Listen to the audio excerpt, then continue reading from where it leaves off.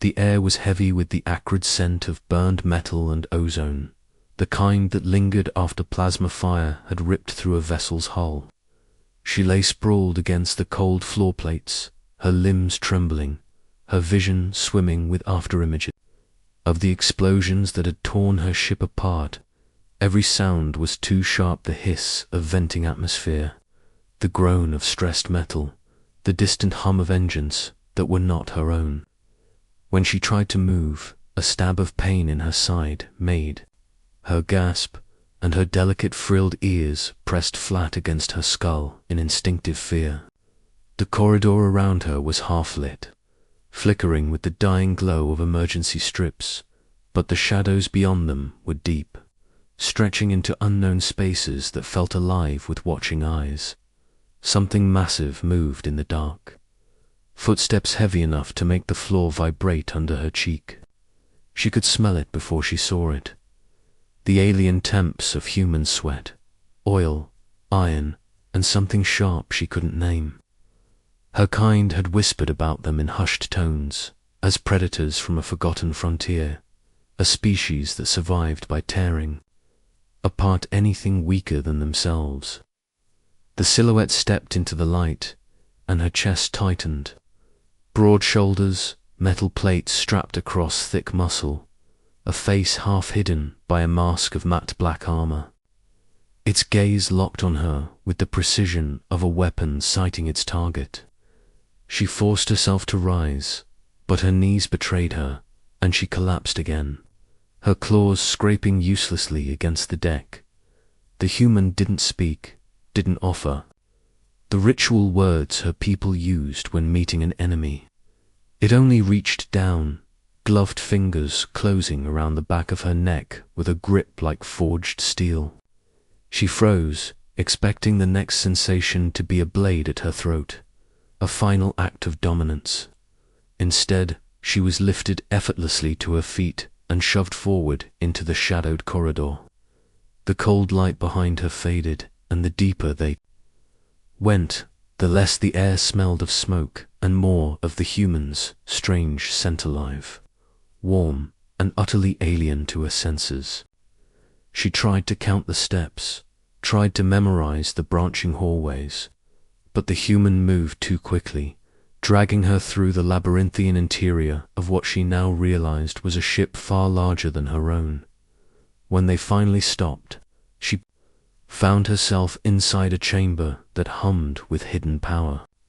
Transparent panels revealed the shifting void beyond, stars scattered like shards of glass across black velvet. A containment field shimmered at the edge of the room, faint but unmistakably a prison cell. The human released her without warning, and she stumbled into the barrier, feeling its static bite along her skin. She turned back to face it, heart hammering, every muscle tensed for the violence her people had always promised would come. But the human just stood there, watching her as if weighing something unseen. For the first time, she realized she couldn't read its expression at all. The mask hid everything but the eyes, and those eyes, cold, steady, and unreadable, gave nothing away. Her people had said humans hunted without mercy.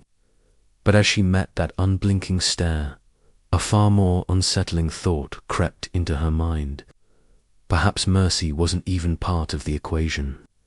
Perhaps this human was something worse, that decided the worth of its prey before acting, and she had no idea which way the decision would fall. The hum of the containment field became her heartbeat's rhythm, a steady electric thrum that filled the silence between them. The air inside the cell felt heavier than outside, a subtle pressure that made each breath shallow, as if the barrier not only kept her in, but weighed her down. She paced slowly, testing its limits, her taloned fingers brushing the invisible wall. It pushed back, almost imperceptibly, with the faint sting of a static discharge that traveled up her arm. The sensation made her flinch, not because it hurt, but because it reminded her she was utterly at the mercy of this place, The human moved with a deliberateness that unnerved her. It did not loom or threaten, yet it made no effort to hide the fact it had complete control. The armor it wore caught the cold glow of the overhead strips, each plate scuffed and scarred with the record of battles fought. Weapons hung at its side. She recognized none of them, but instinct told her they were made for ending life in moments. She remembered the stories from her homeworld. Humans could adapt to any environment, endure extremes that would kill most species, and, most frightening of all, they could decide to end or spare a life without hesitation. Her gaze kept returning to the small devices on its belt, wondering which one would be used if it decided she had no use. The ship itself was silent except for the occasional low groan of the hull adjusting to some unseen gravitational shift. No other voices, no other footsteps. Either the human was alone, or the others kept their distance. She could not decide which possibility frightened her more. Her own people traveled in groups, always relying on collective safety. This human seemed to carry the confidence of someone who needed no one, and that confidence felt as sharp as a blade. She tried not to think about her crew, about the fragments of their ship drifting somewhere in the void. Survival meant not letting grief break focus. She studied the human's movements instead, hoping for patterns. It checked a console near the doorway, the holographic interface lighting its armor in pale blue. Symbols she could not read shifted across the displaced range. Angular script, nothing like the fluid calligraphy of her people. Occasionally it would glance at her as if to confirm she was still there, alive, contained. There was no visible malice in those glances, but no compassion either. Her body ached from the earlier blast. She wrapped her arms around herself, trying to ward off the chill, but the cell's temperature seemed deliberately regulated to be just uncomfortable enough. That, more than anything, told her this was intentional, a method of softening her will without direct harm. Humans were said to be masters of psychological pressure in war, and she wondered if she was already caught in a carefully laid trap knot of weapons, but of the mind. Time became fluid in the cell. Minutes might have passed, or hours. She sat down against the barrier, watching the humans' slow, purposeful gestures at the console. No other creature she had met could be this still for so long without showing impatience. It was as though the human was waiting not for her to make a move, but for something unseen, perhaps a signal, perhaps an outcome only it knew. When it finally turned toward her again, she caught the faint reflection of stars in its visor. The ship shifted course. The stars outside the transparent panels began to slide, their patterns warping as they entered some kind of faster-than-light jump. Her stomach tightened. Wherever it was taking her, she doubted she would see familiar constellations again, but in that moment, another thought pressed itself into her mind, one more dangerous than fear. What if it wasn't simply taking her somewhere to die?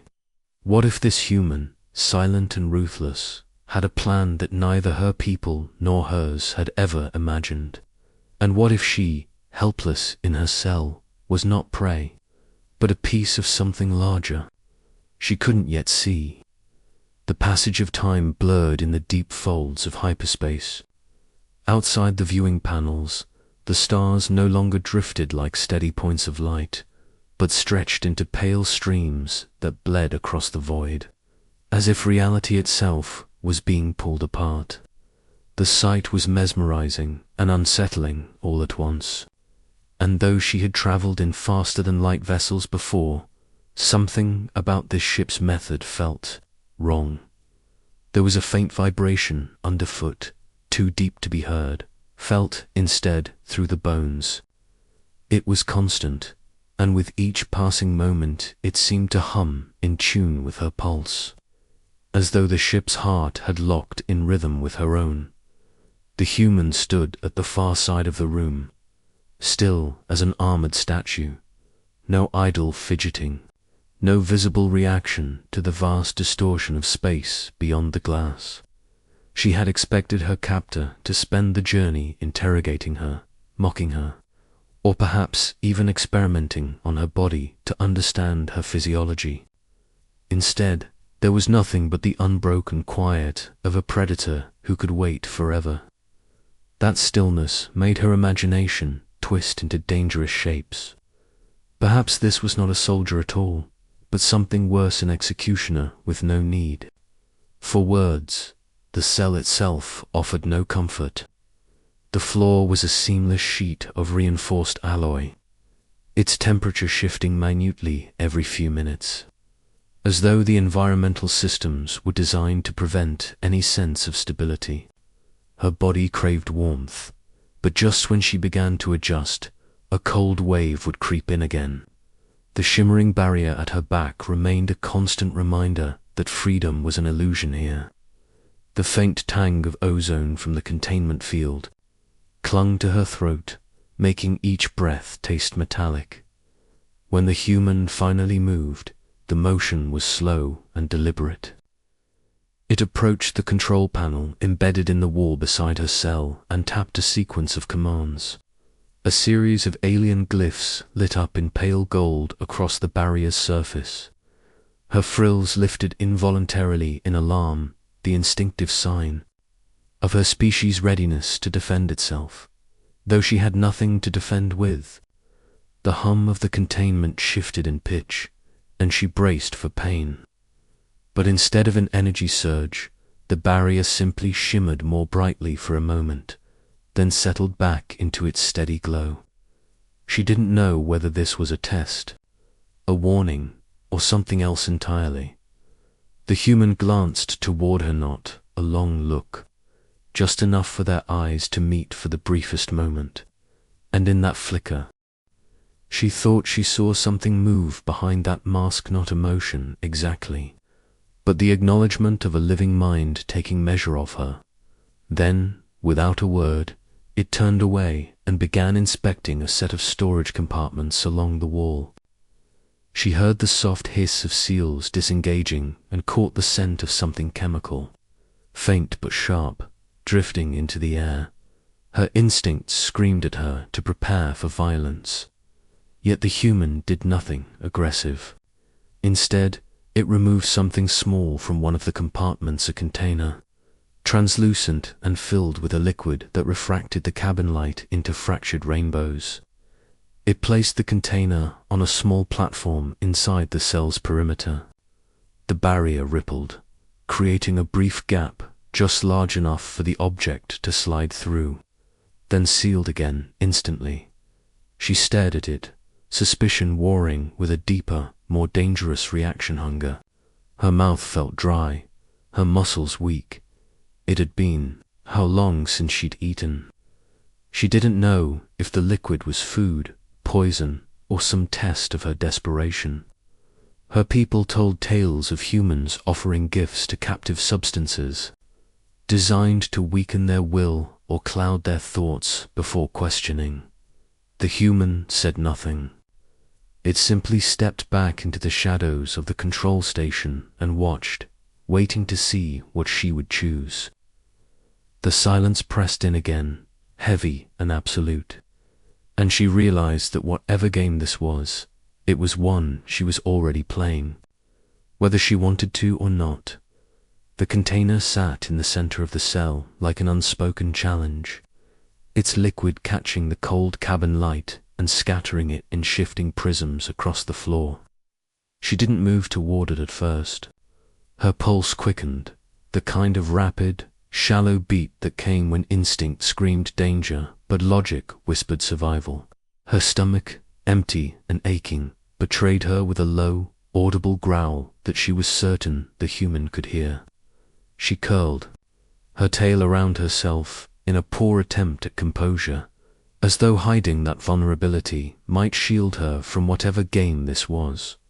Her eyes drifted to the human, its figure still half shrouded by the shadows near the control station. It hadn't shifted since placing the container inside. No gesture, no sound, no verbal command, just that unrelenting watchfulness. The visor reflected faint slivers of the containment field's glow, making it impossible to read the eyes behind it. She tried to imagine what they looked like, whether they were cold with calculation or alive with curiosity. Minutes passed. Her hunger gnawed deeper, and with each breath the faint scent of the container's contents seemed to grow stronger, sharp but layered with something sweet, almost floral.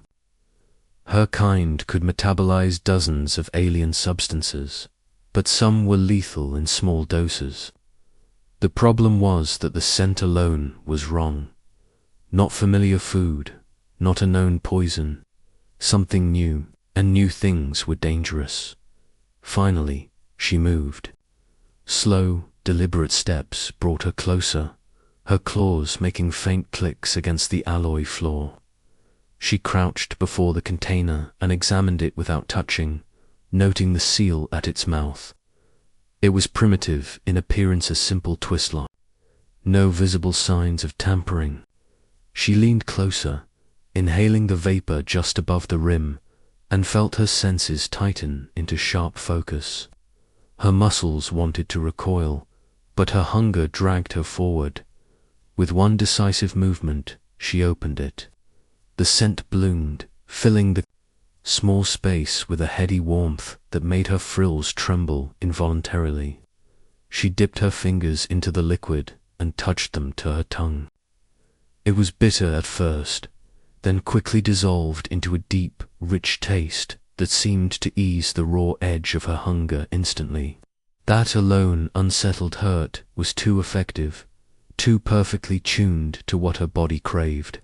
No alien species could guess another's needs so precisely without studying them, which meant the human had either learned more about her than she realized, or had intended this moment long before capturing her. She drank slowly, never letting her eyes leave the figure beyond the barrier.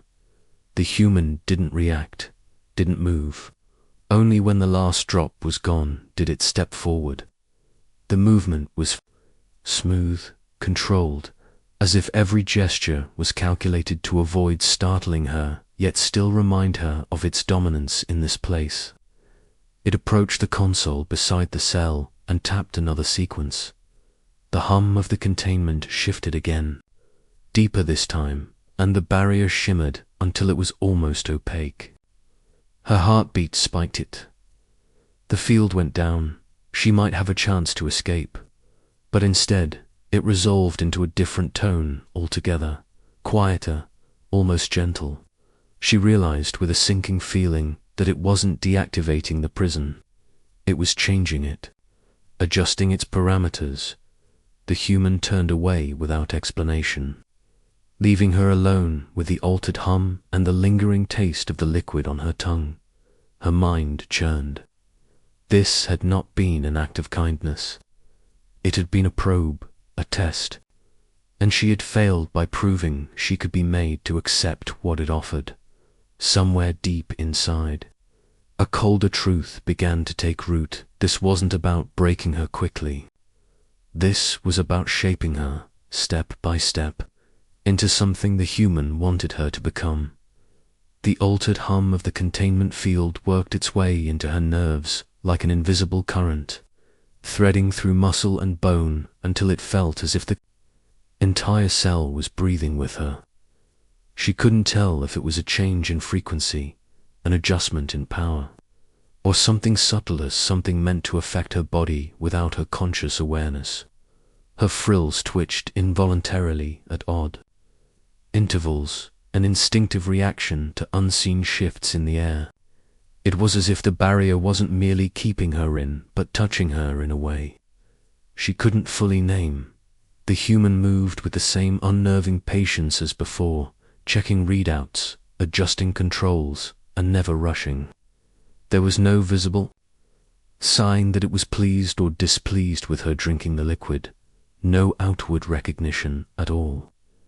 yet she couldn't shake the feeling that some box had been ticked in its mind, that the capture had entered a new phase.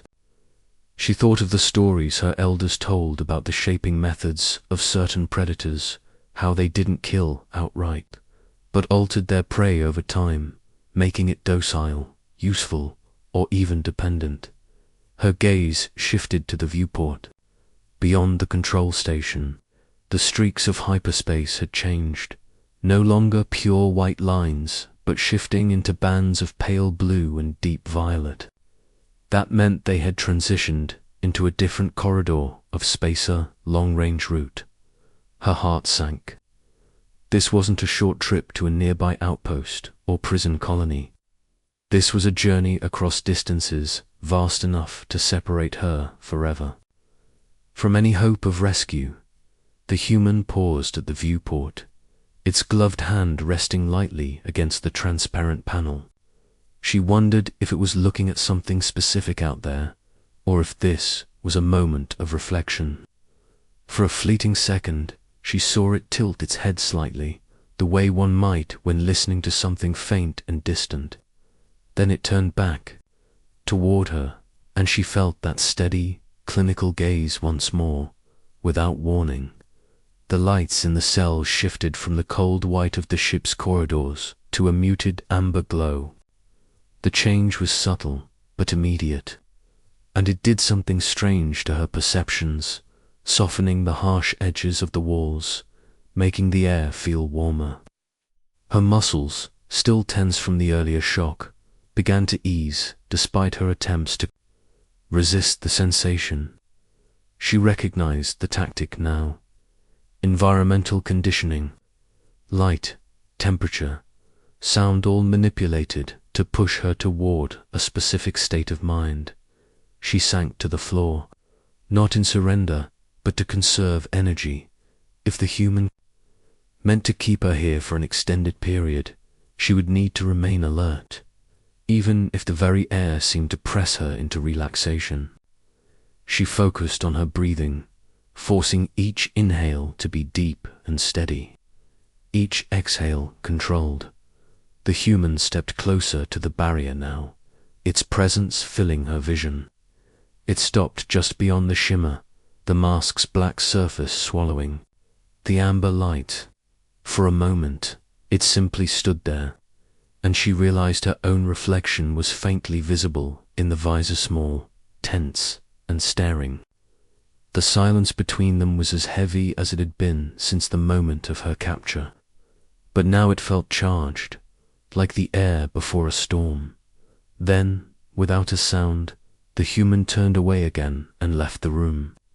The door sealed shut behind it with a hiss, leaving her in the altered light and the steady hum of the new containment field. She was alone, but the absence didn't bring relief, because now, more than ever, she felt the weight of its intent still lingering in the room, as if the cell itself was part of the human's will, watching her even in its absence. The moment the door sealed, she rose to her feet and tested the cell again. Her palms pressed against the barrier, feeling for even the smallest fluctuation in the hum. It was steady, unnervingly so, with no irregular pulses she could exploit. She paced the perimeter, counting her steps, mapping every inch of the space, even though she already knew it was too small for any advantage. The amber light washed everything in muted warmth, but it wasn't comfort, it was a lure, the kind of false safety that made prey drop its guard. The air carried a faint trace of the liquid she had consumed earlier, that disturbed her more than the taste itself. Scent lingered for a reason. Was it designed to remind her of satisfaction, to coax her body into associating this place with survival instead of imprisonment?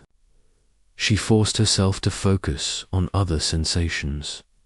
The vibration in the floor from the ship's engines, the subtle sway of artificial gravity as they moved through spatial corridors, the way the walls seemed almost to breathe with the pressure. Changes, her mind drifted to the human silence. Not once, since her capture, had it spoken, not to question, not to question, not to demand. That absence of voice was a weapon in itself. Words could be resisted, argued against, defied. Silence offered nothing to fight back against. She realized with growing unease that she was starting to listen for its return, not because she wanted it here, but because the waiting was its own kind of torture. A faint shift in the background hum drew her attention. It wasn't the barrier. This time it was deeper, more structural. The ship had slowed, the streaked bands of hyperspace outside resolving into the pinprick clarity of real stars. They hung in a dense cluster, their light bright and cold against the void. She recognized none of them. That was the most terrifying thing. She couldn't even orient herself to guess what sector they had entered. The door hissed open. She froze. The humans stepped inside, the same slow, deliberate movements as before. But this time it was carrying something, a flat, black case no larger than its forearm. It approached the console beside her cell and set the case down with care, as if the contents were fragile. The case opened silently, revealing a set of objects arranged in foam recesses. She couldn't identify them. They weren't weapons in any familiar shape, but each one gleamed with the precision of a tool designed for a specific purpose. The human studied the objects for a moment, then selected one. It was a thin, curved device that caught the amber light along its edge. It stepped closer to the barrier, and for the first time her frills flared wide in instinctive alarm. Whatever this was, it wasn't food, and it wasn't restraint. She stepped back until her spine touched the opposite wall. The human didn't cross the barrier. Instead, it touched the console again, and the shimmer of the containment field shifted, warping briefly as if it were adjusting its shape. A narrow gap, no larger than her wrist, appeared at waist height. The device was placed through it, the gap ceiling shut behind it with a soft crackle. She stared at the object on the floor. Between them, it was sleek, alien to her, but its shape spoke of purpose. The human gestured, not a command, not a threat, just a small motion of the hand that seemed to say, "Use it." Then it stepped back into the shadows, waiting. Every instinct screamed to leave it untouched. But she knew the rules of this game were changing again, and whatever this was, refusing might be a worse choice than accepting. The device lay between her feet, its curved surface smooth and cool to the touch when she finally knelt to pick it up. It weighed almost nothing, yet the balance was precise, as though every gram had been engineered for a purpose. Her claws tapped lightly against its surface, producing a faint resonance, like the sound of glass under tension. No seams, no visible openings, no markings she could interpret. It might have been a tool, a weapon, or something more insidious, a link to whatever the human was shaping her into. She held it up to the amber light, tilting it to catch the gleam along its edges. When she shifted her grip, the surface warmed, suddenly responding to her touch. Symbols, some familiar, angular, almost human in design, began to flow across it in thin lines of pale blue. She flinched, but they didn't stop. They rearranged themselves in a slow cascade until they formed what looked like a pattern rather than language. Her frills twitched at the strange sensation it evoked, something halfway between recognition and dissonance. A subtle hum began inside. The device, faint enough that she could feel it in her fingers rather than hear it.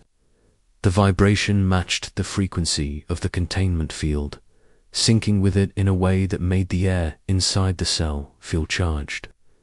She glanced at the human, who stood unmoving in the shadows, visor reflecting only the shimmer of the barrier.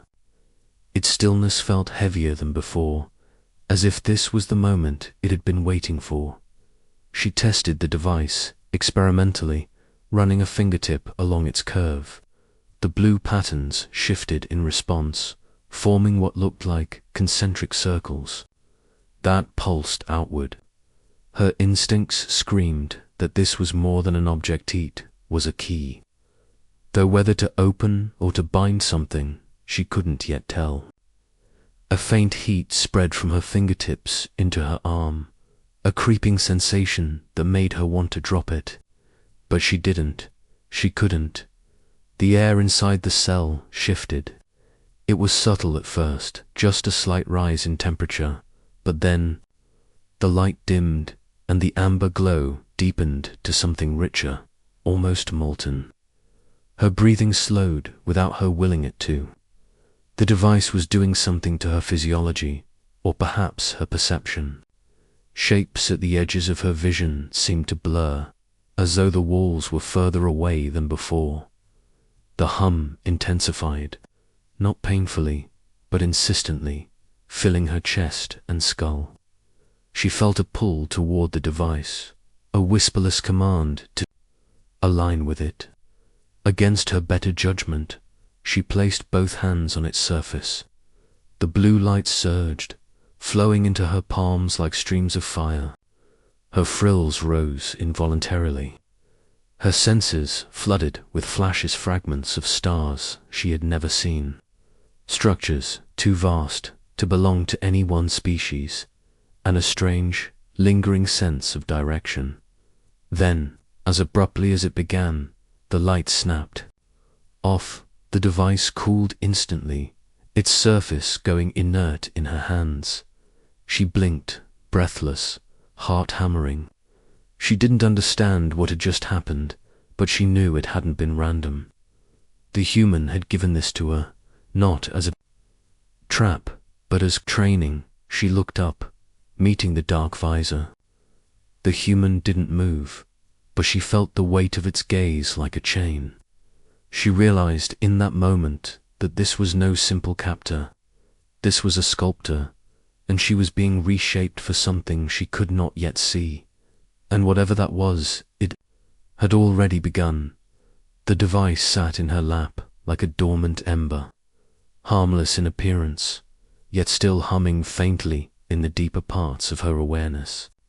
It wasn't the kind of sensation that faded with time. It had taken root inside her, altering something she couldn't name. She could feel it in the rhythm of her breathing, in the way her vision now lingered on the faintest details of the room, noticing imperfections in the alloy plating she had never registered before. Even the hum of the containment field seemed more layered, each frequency distinct, as if her senses had been sharpened beyond their natural limits. The human stepped forward, and for the first time since her capture, crossed into the full glow of the amber light. The mask was still in place, hiding every human feature except the sharp line of the jaw and the weight of the eyes behind that black visor. Up close, she saw the scarring along the armor plate seat, scoring deep gouges, impact dents. This was a body accustomed to surviving the impossible. Every mark told the same story, relentless persistence. It didn't speak, didn't reach for the device. Instead, it tapped a sequence on the console, and the barrier shimmered, not dropping, but warping again, narrowing the space of the cell slightly. The walls seemed to press in, a subtle change that sent a primal warning through her instincts. Then, the device in her lap came alive once more, the blue lines flaring into motion. She understood then this was not simply an object to hold. This was a task. Rising to her feet, she turned the device slowly, watching the light shift in response. The patterns reorganized themselves into a spiral, pulsing faster whenever she faced the side of the cell nearest the human. The hum of the barrier shifted to match. She tested the theory, rotating the device to align the spiral perfectly, and The amber glow in the room pulsed once, then steadied. The field felt different now, its pressure against her skin less oppressive. The human stood unmoving, simply observing, but she could feel the judgment in that silence. Her mind raced. Was she weakening the field, altering it? Was this an escape tool, or just another stage in whatever conditioning the human had planned? She tried another adjustment, tilting the spiral slightly, and the barrier hissed faintly, a ripple passing across its surface. This time, she caught something just a fraction of a second when the energy felt thin, almost fragile. Her pulse surged. If she could repeat that, if she could time it, the device shut down abruptly. The blue light died, leaving her clutching a lifeless piece of metal and glass. The human reached out, tapped the console again, and the cell's dimensions returned to normal. No expression, no sign of approval or disapproval only, that same infuriating stillness. It stepped back toward the door, pausing only once to give her a final, unreadable look. Then it was gone, the seal hissing, closed behind it. It was teaching her how to escape on its terms. Sleep came to her in jagged fragments, never lasting long enough to take her into dreams. The cell's temperature would shift just as her body began to drift, forcing her awake. It wasn't accidental, she knew by now. Nothing aboard this ship was. Every adjustment to light, sound, and air was deliberate, as if the environment itself was part of the human's control. When she woke the third time, the device was no longer in her lap. It lay in the center of the floor, its surface already pulsing with faint blue light. The spiral pattern she had seen before was gone, replaced by something stranger, an array of interconnected lines and nodes, constantly shifting in slow, deliberate movements. It reminded her of a star chart, but the positions changed too quickly to be celestial bodies. This was something dynamic, alive. She crouched beside it, watching the patterns for a long moment before daring to touch it again. The warmth spread instantly up her arm, sharper this time, carrying with it flashes of images. Not clear visions, but impressions, angles, corridors, curves of space she didn't recognize. Her breath caught when she realized what she was seeing. This wasn't just a display. It was mapping her movements. The patterns responded to her every step as she circled the cell, mirroring her path. Then they expanded, projecting corridors, compartments, entire sections of the ship. She froze. This wasn't a random display. Was a navigation system, one linked directly to her, and the human had put it in her hands. The implications tore at her thoughts. This was not something you gave a prisoner, not unless you wanted them to know the way out. But why? What gain was worth handing a captive the means to map their captor's vessel? The barrier hummed louder, as if sensing her focus. She turned to face the control station beyond it, but the human wasn't there. The room outside the cell was empty, the door sealed. Her frills tightened in unease. She was alone, but she didn't feel unwatched. Testing the theory, she walked a slow, deliberate path around the perimeter. The device tracked it perfectly, each line sharp and exact. When she paused, it pulsed faintly, almost impatient. She rotated it in her hands, and the lines shifted outward, showing new paths, ones she hadn't walked, ones beyond the cell. Her pulse quickened. It was guiding her.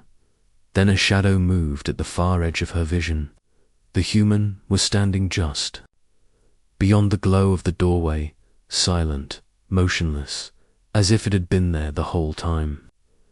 The visor reflected the shifting blue of the device's patterns, making it impossible to tell where its gaze truly rested. She gripped the device tighter. She didn't know if she was being tested, trained, or used. But she knew this. The map wasn't just in her hands anymore. The warmth in her skin told her it was under it, sinking deeper, becoming part of her, and whatever the human's purpose. She was beginning to realize she might not be able to separate herself from Etevan if she escaped. The lights in the cell, dimmed without warning, plunging the space into a muted twilight.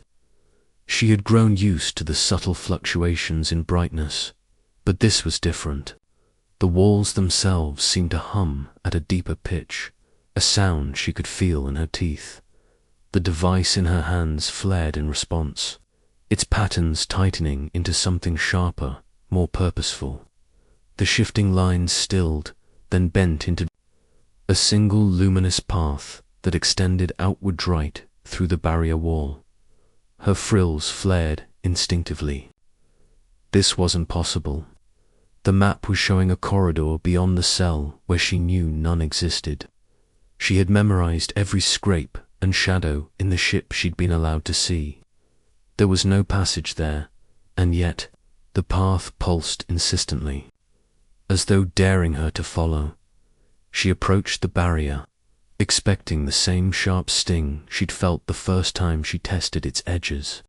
Instead, the surface shimmered faintly, then collapsed in a slow, rippling wave until nothing remained between her and the open space beyond. Her chest tightened. It was open. The human was nowhere in sight.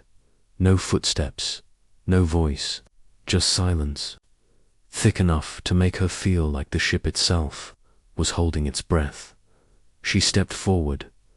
The air was different outside the cell cooler, with a faint metallic temps. The corridor stretched ahead, impossibly narrow, its walls a darker alloy than the rest of the vessel.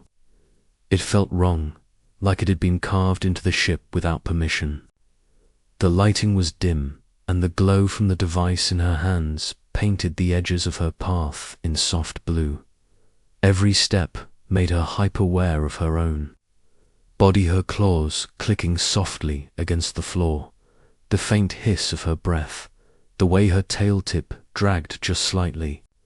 She kept glancing over her shoulder, half expecting the human to appear behind her. The device's guidance was precise. At each junction, it shifted the luminous path, turning her left or right without hesitation. Once, it even led her to a dead end until the wall there melted away in a silent motion that sent a shiver down her spine. She didn't understand the technology, but she knew this. She was moving through places no prisoner should ever see. Then she rounded a corner and froze. There, ahead of her, the corridor ended at a wide, circular chamber. In the center stood a single column of glass or crystal, tall enough to nearly touch the ceiling. Inside it, something floated, something alive.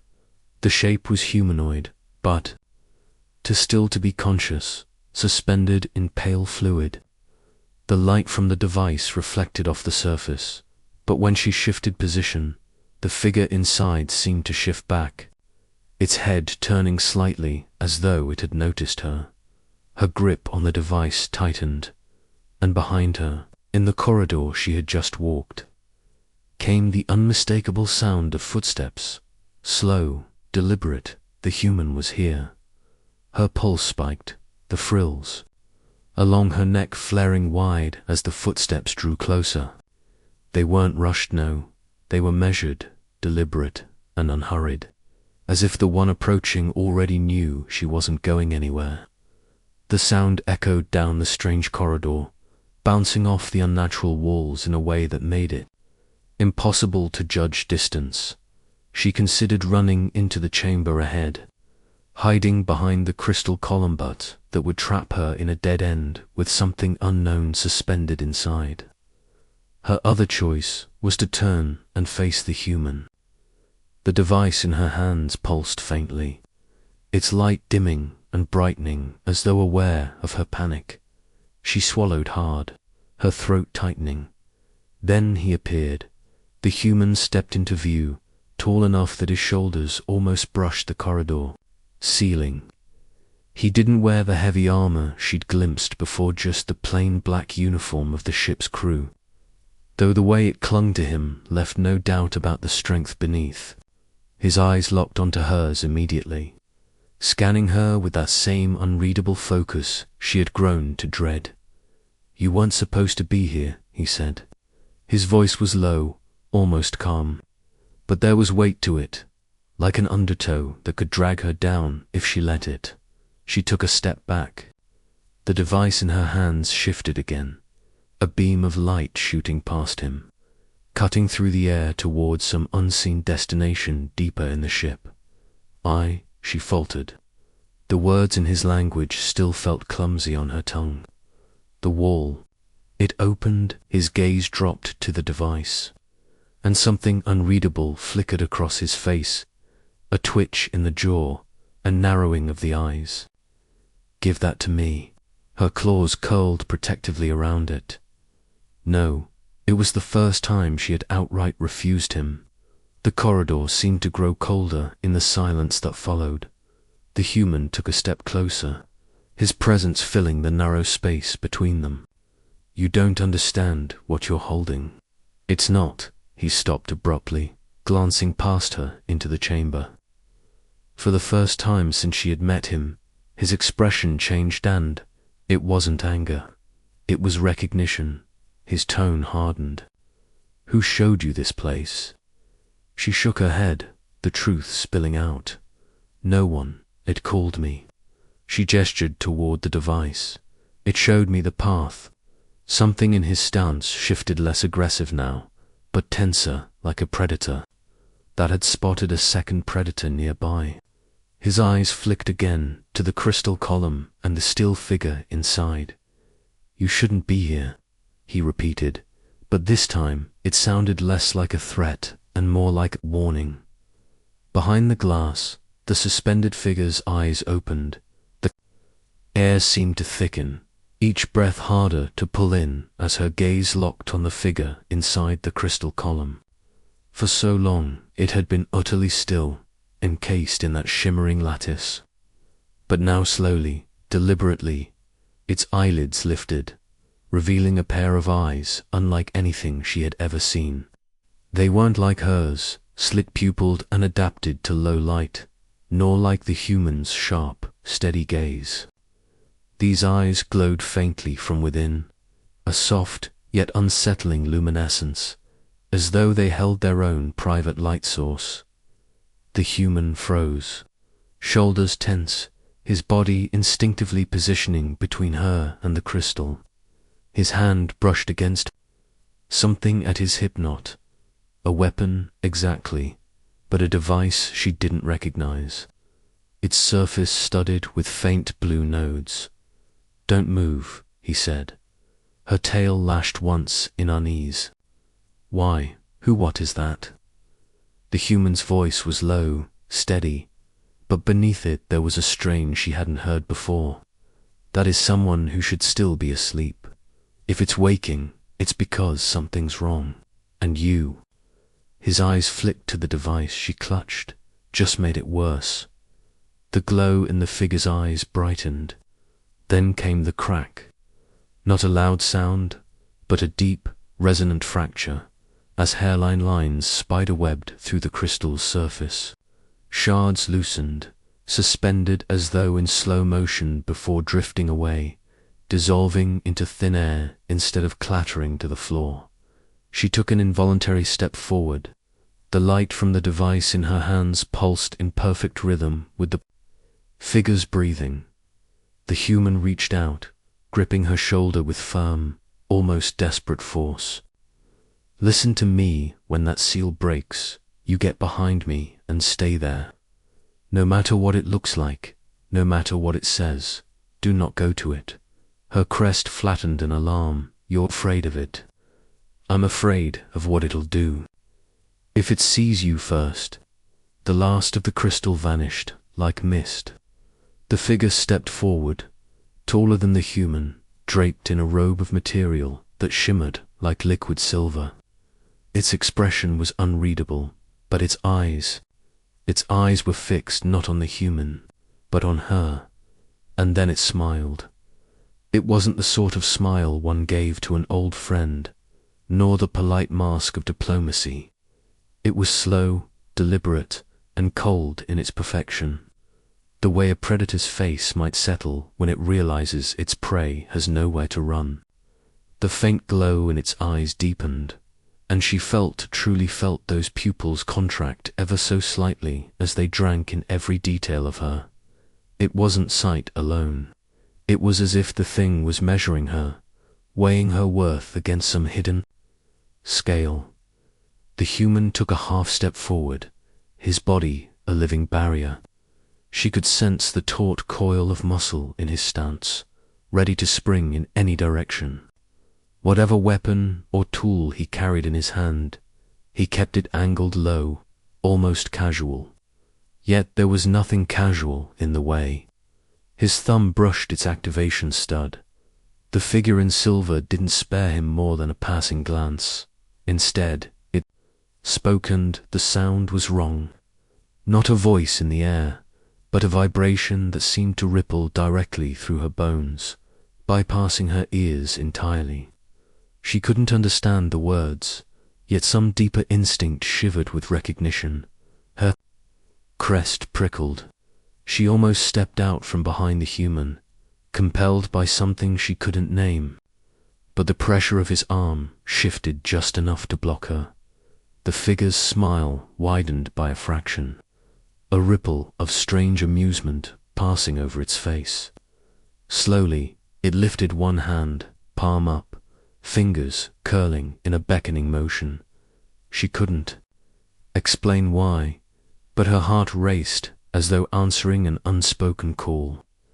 Her tail twitched, her body leaning forward without conscious thought. The glowing device in her hands throbbed in perfect synchrony with her pulse. The human's voice was a razor edge.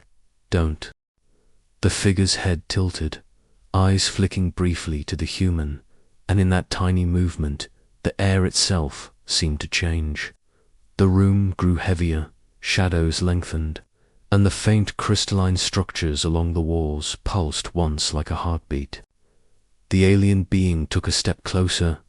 No sound of footfall, no shift of weight. In a blink it was there, only an arm's reach away from her dot. Her breath caught. She couldn't tell if she was terrified or entranced. And then, without warning, the human moved faster than she thought, possible bringing the strange device between her and the figure. It erupted in a blinding surge of white-blue light. The smile vanished.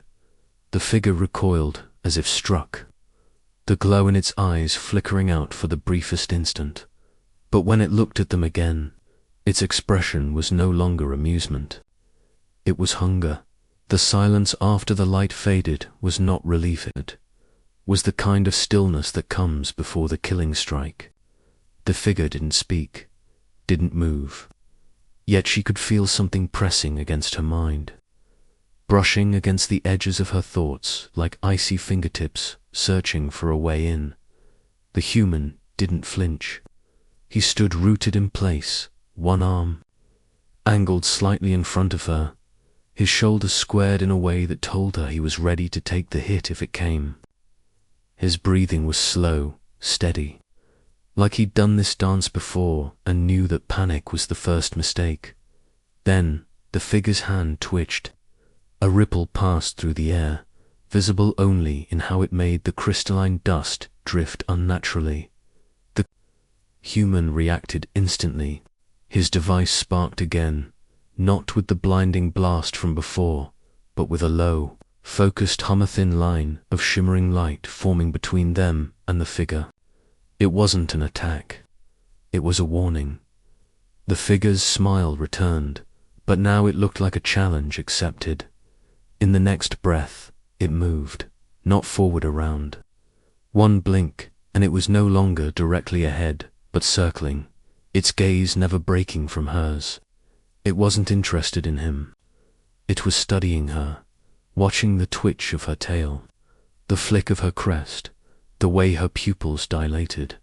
The human shifted with it, matching every movement, keeping himself between her and the thing. His stance was controlled, but she could sense it. He wasn't just defending. He was measuring it too, testing its reactions, mapping the way it moved. The figure tilted its head, then extended its hand again, palm open, fingers spread in a strange, almost ceremonial gesture. A faint circle of light appeared just above its palm, rotating slowly. She didn't know why, but she recognized it. Not from memory, but from somewhere deeper. Her claws flexed involuntarily. The device she clutched pulsed harder, as though responding. To the circle's rotation, the human must have noticed. His voice was low, but sharp. "Don't look at it." But she couldn't help it. Her eyes were locked on the light.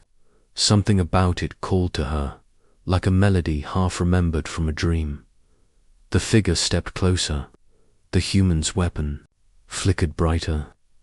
For a moment, neither moved, locked in a silent test of will. Then the figure broke the standoff, not by attacking, but by speaking again. This time, the words slid into her mind with perfect clarity. "Show me if you are worthy."